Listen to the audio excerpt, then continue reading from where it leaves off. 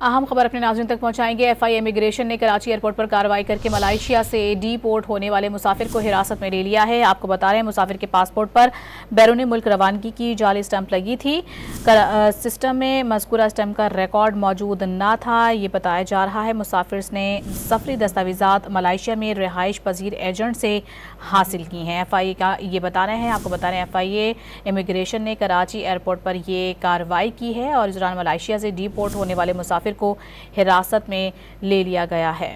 अहम खबर अपने नाज़रीन तक पहुंचाएंगे। एफआई इमिग्रेशन ने कराची एयरपोर्ट पर कार्रवाई करके मलाइशिया से डीपोर्ट होने वाले मुसाफिर को हिरासत में ले लिया है। आपको बता रहे हैं मुसाफिर के पासपोर्ट पर बैरून मुल्क रवानगी की जाली स्टैंप लगी थी।